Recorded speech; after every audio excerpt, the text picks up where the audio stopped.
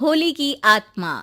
बचपन से शहर में रहने वाला मनोज इस साल होली की छुट्टियों में अपने गांव दुर्गापुर वापस आता है, जहां उसे देख पूरा गांव खुशी से झूम उठता है। जब गया था तब इतना सा था और अब देखो कितना बड़ा हो गया है।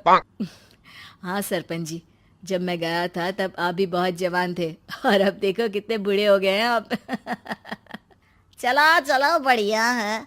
बच्चा घर वापस आ गया। इसी खुशी में आज रात पार्टी होगी। क्या बात है, गांव में भी पार्टियां होने लगी। वैसे अगर पार्टी की बात है तो आज क्यों सीधा होली पार्टी करते हैं।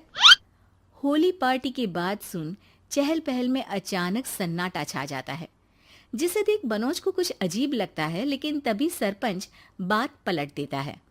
अब बहुत देर हो गई, चलो सब अपने घर चलो, पार्टी के बारे में कल सोचेंगे। मनोज भी मम्मी पापा के साथ घर आ जाता है, पर होली पार्टी और उस पर पूरे गांव की खामोशी वाली बात अभी तक उसके जहन से निकलती नहीं। पापा, होली पार्टी की बात पर सब चुप क्यों हो गए थे? अरे होगी उनकी कोई अपनी बात। मुझे गांव की पंचायत ही थोड़ी पता है। थक गया हूँ, चलो सो जाते हैं, कल बात करते हैं। पापा की बात मानते हुए मनोज भी सोने चला जाता है। आज तो छुपा लिया, लेकिन हफ्ते बाद जब होली का दिन आएगा तब इसे कैसे रोकोगे? अगली सुबह सूरज के साथ ही मनोज भी गांव घूमने निकल जाता है, जिस पर रास्ते में उसे अपनी ही उम्र के कुछ लड़के भी मिलते हैं, जिनसे दोस्ती कर अब वो उनके साथ घूमने लगता है। इसी तरह कुछ दिन बीत जाते हैं और होली नजदीक आने लगती है। दोस्तों, होली में 4 दिन ही बचे हैं, पर गांव में उसकी कोई तैयारियां क्यों नहीं दिख रही? क्योंकि यहाँ होली नहीं मनाई जाती। अरे पर ऐसा क्यों? वो राजा भूषण। अरे तुम 4 दिन के लिए आए हो, क्या इतना सोच रहे हो? चलो कुछ खाने चलते हैं। इसी के साथ एक बार फिर होली की बात को टलते हुए देख मनोज को शक होने लगता है। वो घर पहुंचते ही इंटरनेट पर अपने गांव और राजा भूषण के बारे में जानकारी निकालने लगता है। क्या? मुझे आज तक ये नहीं पता था। ऐसा कैसे? किसी ने मुझे कुछ बताया क्यों नहीं? सारी जानकारी लेने के बाद मनोज गांव वालों या अपने मम्मी पापा से कुछ पूछे बिना खुद ही उसकी सच्चाई के बारे में छानबीन करने लगता है, जिसके चलते वो राजा भूषण की हवेली में पहुंचता है। वाह, क्या हवेली है यार। पर क्या यहाँ सच में कोई भूत है? हेलो भूत जी, कोई है क्या? हम इस साल गांव में होली सेलिब्रेट कर रहे हैं, क्या आप उस पर थोड़ा इंटरव्यू देंगे? मनोज के ऐसा बोलते ही गांव में तूफान उठ जाता है और हवेली में रखी सारी चीजें हिलने लगती है। एक अदृश्य शक्ति मनोज को धक्का देकर हवेली से बाहर निकाल दरवाजा बंद कर लेती है। ये सब देख मनोज हैरान रह जाता है। क्या अभी मुझे हवा ने धक्का देकर बाहर निकाल दिया? मेरे होते हुए इस गांव में कभी होली नहीं मन सकती, इसलिए दोबारा ऐसी कोशिश भी मत करना, अंजाम बुरा होगा।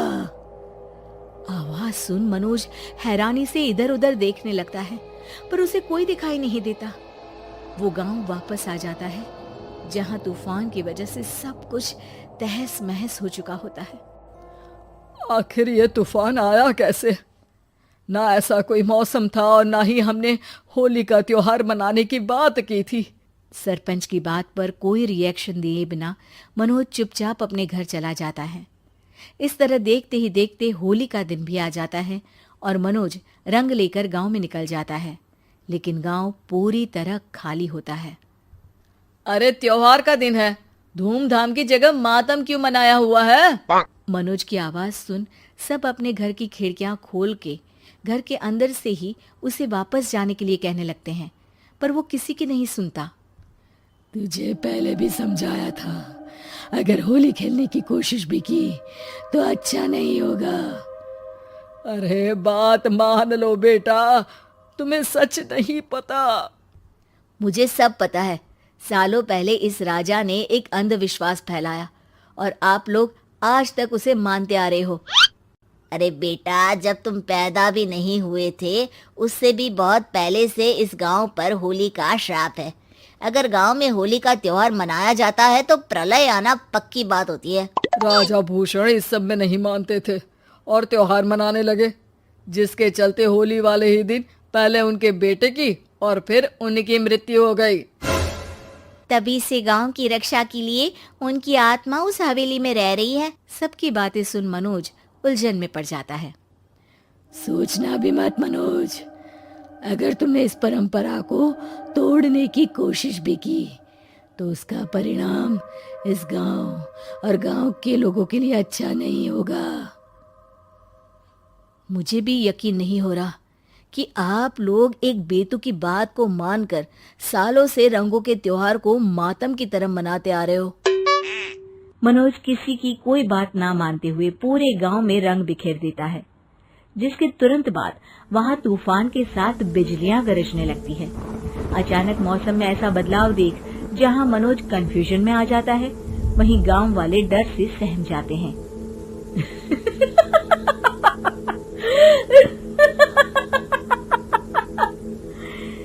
इस लड़के ने हमारे जैसे सिर्फ अपने स्वार्थ के लिए नहीं बल्कि पूरे गांव की खुशियों के लिए यहाँ होली मनाई है, जिस वजह से अब इस गांव पर होली का श्राप टूटता है। ऐसा बोलकर राजा का भूत वहां से गायब हो जाता है, जिसके बाद गांव के लोग धूमधाम से होली मनाते हैं। खुशियों के रंग गांव में बिखरे ही होते हैं कि अगली सुबह अचानक मनोज कहीं गायब हो जाता है और एक बार फिर गांव में होली का नया राज शुरू हो जाता है।